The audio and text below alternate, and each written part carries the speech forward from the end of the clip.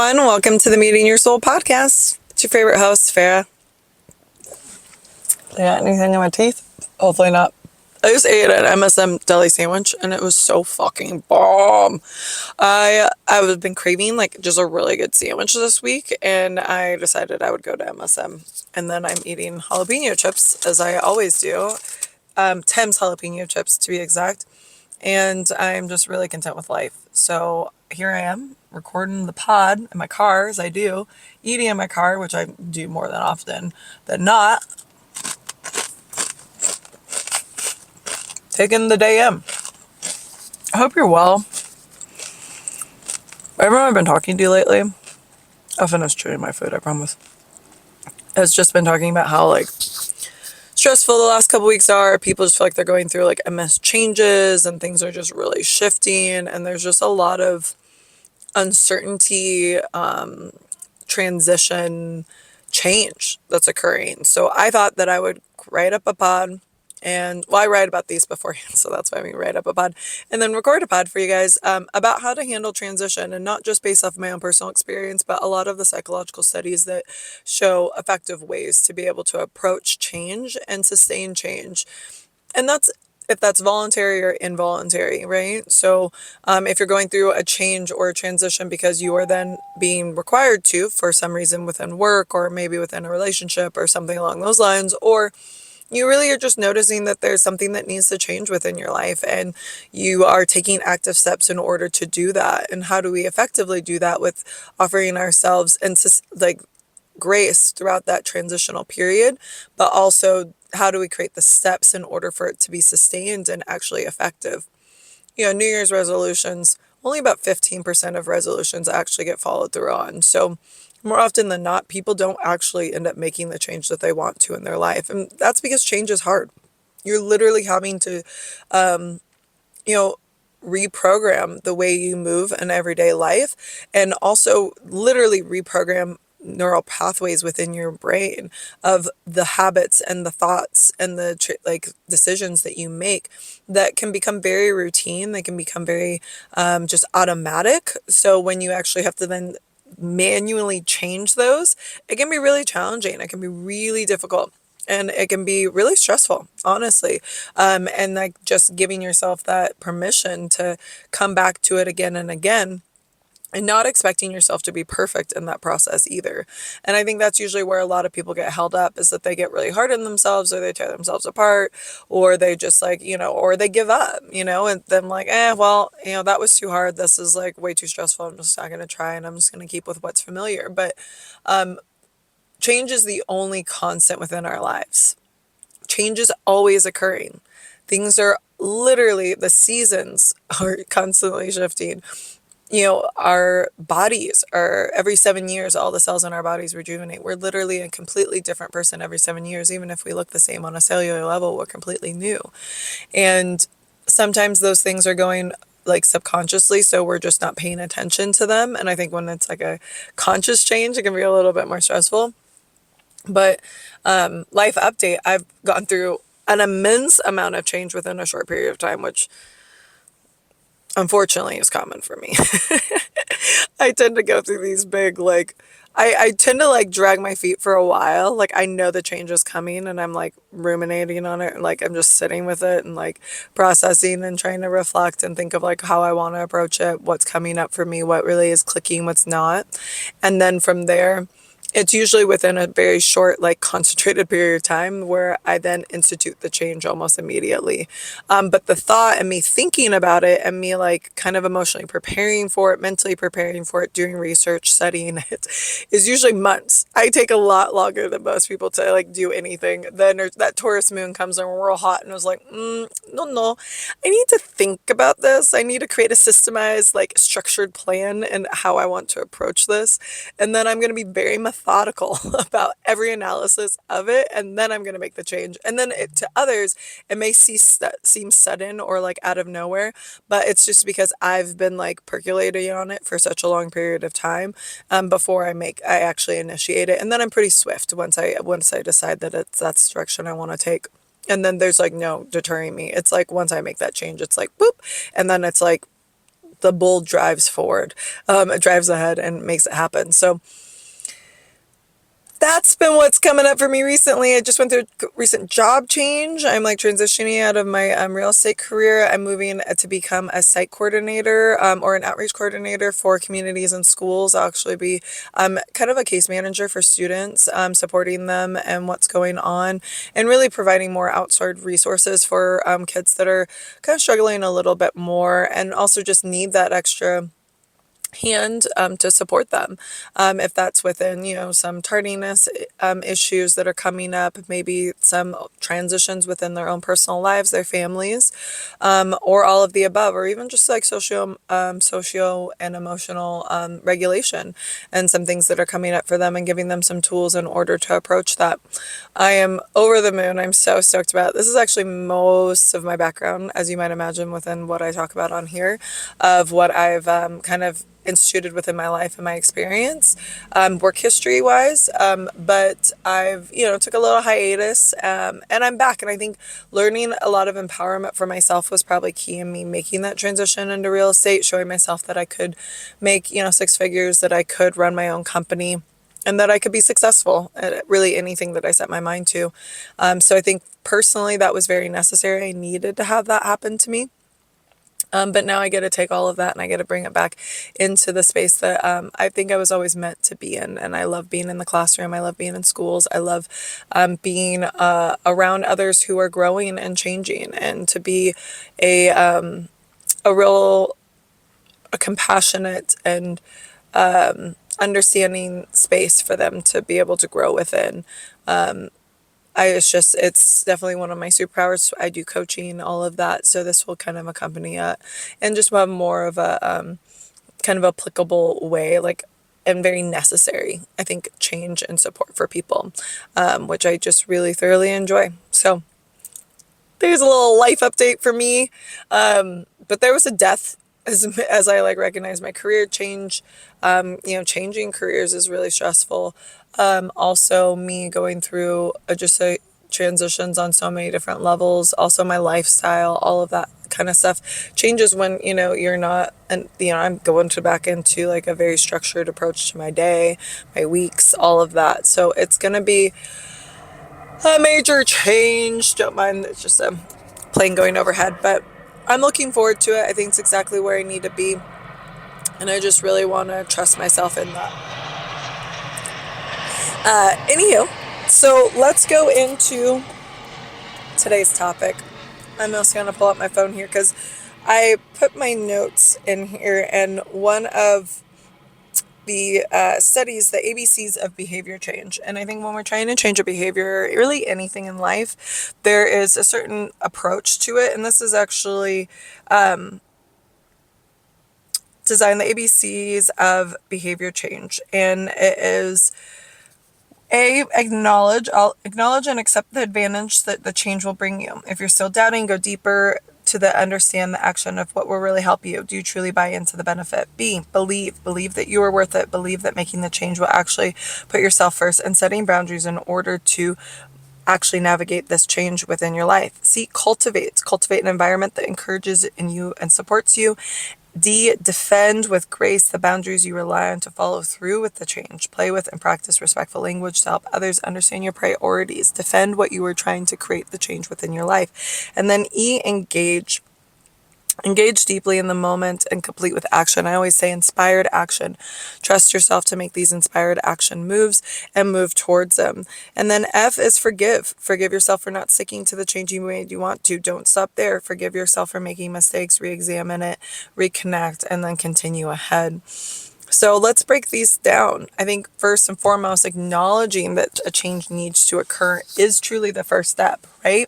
You need to acknowledge that there's something that's not going well in your life and that you want to make a difference. There's literally, it's a conscious effort, and there's an acknowledgement that occurs to be able to say, like, do I, and then there's an acknowledgement that the change is actually necessary in order for you to grow or to be where you want to be. And I think that that was like, at least for me recently, I had to acknowledge that, yes, I could continue the path that I've been on. I could continue the same career, But in actuality, I wanted to acknowledge that it wasn't supporting me, it wasn't challenging me, it wasn't moving me in the direction that I know I needed to be in. And I've always said I wanted to make a really tremendous impact within my community as a mentor and as a support for people, others that are going through big shifts. And what better way to be able to accompany that than to, and also to put my coaching skills into practice and to continue to be in that space with others if I'm not able to do that day in and day out. And I would say real estate's definitely served me well, and it's definitely, I've been in it for 6 years, so I did it for quite a while. But there was a point in time where I knew that I just needed to stop and that I needed to phase out and that I needed to redirect my energy and my attention to a more humanitarian efforts, to be perfectly honest, and to support the collective in a different way. So acknowledging where you like, and I think that one of the easiest ways to be able to access this and to really know is like when you feel discomfort, if you feel sadness around something, where something like there's a resistance to this, it's kind of like you, every time you're in the situation, you're like, ooh, like there's probably a reason these feelings are coming up for you. Or you're deeply depressed, or you're super like upset, or you just feel like you're missing something. There's this constant reminder that wherever you are in that moment is actually not right for you. And that's a hard pill to swallow. If we're in a relationship where we avoid the person or we barely speak to them because we know that we really don't like them anymore, or we acknowledge that we want to move on in some way, that's a like, and especially if you've been together with someone for a long time, um, people are always like, Vera, you handle transition so well. You always are constantly changing. You're always, and I'm like, yeah, bitch, because I feel like I don't have a choice. And I actually enjoy my life. I enjoy where I'm at. I am actually happy. My life is filled with joy and ease. Like, I'm not saying it's always joy and easeful. If you listen to my last podcast and also been following me on Instagram or social media, I've been through it the last couple weeks, but I was in it and I was really like, fucking A. Like, I was so unhappy and I was constantly crying and I was just like, something's not right. This isn't right. God is shifting me. Something needs to change. I need a redirection within this area of my life. And as much as I tried to resist it, as much as I tried to ignore it, well, and also my intuition speaks very loudly. So I had to. But when I did that, it really was this moment where I had to make the change, and I did. And so acknowledging it is the first step. And our body speaks to us. So listening to your body, listening to the feelings, listening to the thoughts that are repeatedly coming through, not like the one that it's like a one-off or you're frustrated that way. It's the nagging, repeated, like reminder that something is not where it should be. Trust yourself in those moments. There's a reason why those feelings and those actually like the physical changes are occurring within your body. You might have physical like ailments that come from it. When I left my ex, I literally was like, I was losing my hair. I was having very physical reactions. I was so depleted and exhausted all the fucking time because I knew that I wasn't where I was supposed to be. So if you're feeling those things, trust them, acknowledge them, and take in that feedback. Okay. 2, believe in your worth. Believe that you're worth it. Believe that you deserve more. Believe that you can actually accomplish whatever you set your mind to. Believe that you will end up exactly where you're meant to be if you trust yourself in that process of changing, of transitioning into a new arena, into a new partnership, into a new life. Believe that you can accomplish whatever you set your mind to if you then take inspired action. If you take the steps that you know within your heart, or even just looking out for the signs to help direct you, whatever those signposts are for you. I always talk about, interacting with which is it's another podcast, but it's like interacting with the signs of the universe. It's like if you're seeing a repeated, 333 or 555, it's probably changes coming its way. Like 777, self-study, major life lessons. I've been seeing sevens everywhere. Like those are all of those little key reminders, like, or you have someone that's coming up to you and reminding you like, hey, I can really see this for you. Or, hey, I just like, I don't know why, but I feel like I should share this with you. All of these things, there's a reason why. Okay. So acknowledge them and then believe in them. And, I think that takes practice, trusting your intuition. But the more that you do it, the more that you have faith in it, the more likely you are to arrive in a place and in a space that is welcoming you, that's flowing with you, that's not forced. And maybe even potentially write it down. Like writing down goals significantly increases the likelihood of you actually doing them. So acknowledging that you want to make a change, believing that it's possible, and then also envisioning yourself and understanding that you already are that thing, like reminding yourself, I am physically fit. I am mentally stable and connected. I am centered. I am calm. I am peaceful. I am empowered and strong enough to make this change within my life. Believing in all of those things, using affirmations to reaffirm those things within your life will definitely benefit you. So never underestimate the power of that, because it really will make a difference. And just writing it down and repeatedly looking at whatever goal you have in mind, maybe with some affirmations below it to help support you in the pursuit of it, can be extremely beneficial for you to just feel more aligned. And also, like, when those harder days come up, because it's inevitable that they will, that you get a little bit of that boost and reminder of what direction you're headed in and the reason why you're doing it. All right. C, cultivate the environment to support yourself. Atomic habits, like, make it easy, make it easier for yourself to do this. Habit stacking, connect multiple habits together, remove barriers for you to be able to do these things. If you have a bunch of barriers for you to be able to accomplish something, it's probably going to be even more resistant. It's going to make you more resistant to do it. You're like, if I like want to start working out every morning and I don't have any of my shit prepared and I don't know what I'm going to do or when I'm going to do it or how I'm going to do it, you're probably not going to do it. Okay. So put out your clothes in advance, set an alarm, have an exact workout routine that you're planning to do that you actually enjoy. Set up all of these things for your success. Be able to remove the obstacles in order for you to create whatever change you're trying to make within your life. If you're trying to leave a relationship, honestly, like, call me crazy, but like, block that bitch, like, block it, like, remove it, like, don't look at it, don't pay attention to it, like, minimize the amount that you're reminded of it, just simply for your own peace of mind, so that you can more swiftly make that change and remove them from your life in whatever way.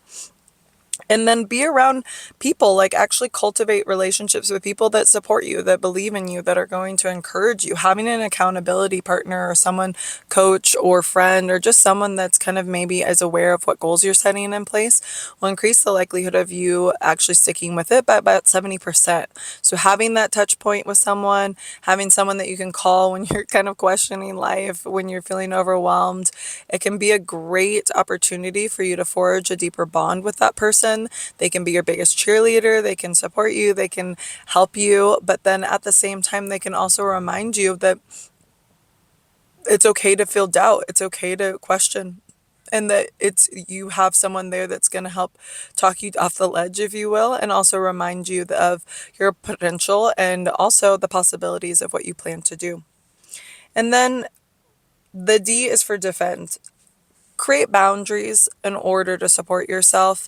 Know that you don't have to be perfect, it doesn't have to be exact, but really trusting yourself and really having the language around what it means to be able to say, no, I can't do that because this is a priority for me, or I'm not going to go out the night before so that I can continue to wake up early in the morning to do my workout routine, or I'm going to say no to this new work project because I really want to make space and also move on to something different. I'm going to then practice self-control if I, want to stop drinking as much or doing something like that. Like, well, no, I'm only going to have one drink because I promised myself I would do that. Set the boundaries for yourself and for others and communicate those with kindness with all parties involved, including yourself, most importantly.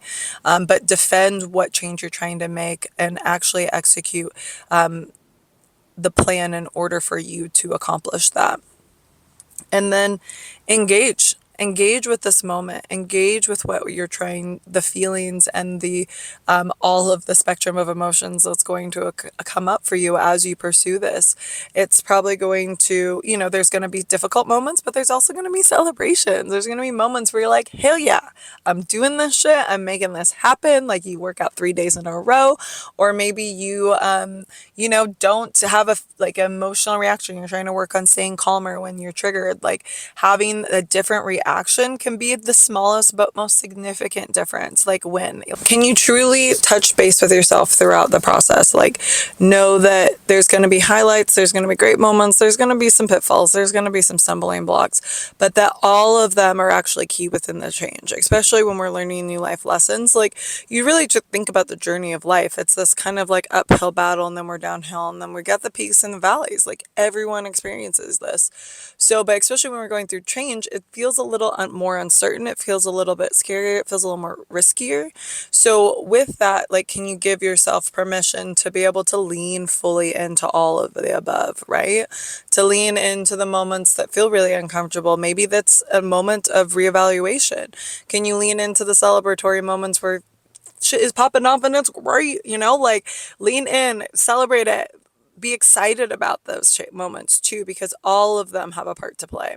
So engaging fully with the moment, being as present as you can, if that could be as simply as taking a big breath, taking a round of breath, being able to slow down and tune in with yourself, so that you can be receptive to the information and the intelligence of our body and the intuition that's speaking through us. And I think the more aware we become in that way, the better we feel equipped to be able to handle the things. And then we're getting more of an instant kind of feedback on whatever's occurring, so that we can kind of navigate, hopefully, and kind of use that as a compass as you navigate through the change that's occurring. So engaging fully in the moment is really key within that. And if your mind tends to wander a lot, or you tend to overthink a lot, like meditation can be extremely beneficial in that way, kind of keeping you on track, just redirecting your energy towards the solutions, towards the new habits that you're forming, instead of reflecting on what has been, or giving yourself a hard time, or beating yourself up about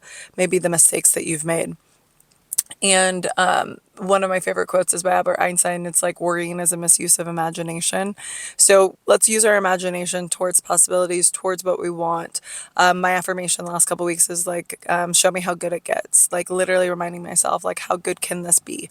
Like, what if it actually all worked out? Like what would that look like? What would that feel like? And why is that important to me? And why do I want that?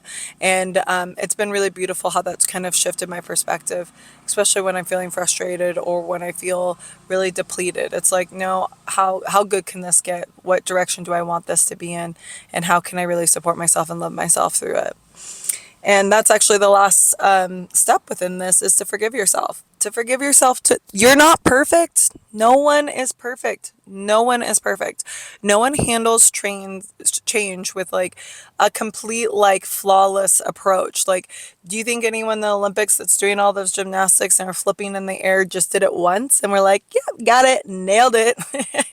Probably fucking not. Okay, I'm gonna say that, probably a guaranteed no. Like they fell, they tripped, they scraped their knee, they sprained an ankle, they had feedback, they had people supporting them, they had people giving them direction, they had to practice over and over and over and over and over and over and over and over again in order to be able to nail it the way that they do. And I think that that's just the same as when we're creating any type of new skill set, when we're creating any type of transitions within our lives.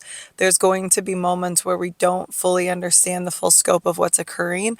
And until we really learn everything that we need to, we're probably going to make some mistakes along the way. And that is so okay. And to love yourself in those mistakes is the beauty and really the grace that we should offer ourselves. Because, or, you think of like, if your friend, was doing something that they've never done before and they fell, or maybe they like said the wrong thing, like, would you annihilate them, be like, oh my God, how dare you, how dare you do that, you suck, just stop, stop, don't even try, like, no, you would tell them like, it's all good, just a mistake. Let's get back up. And I think recovery and how you actually recover from mistakes is way more important than what the actual mistake is. So it's okay to make mistakes, love yourself in the process, and keep going. I love you. I hope this was helpful. Check me out on Instagram just to be able to see kind of my own personal journey, especially through the changes that are occurring within my life right now, and some resources and tools and support and really encouragement if you're doing that.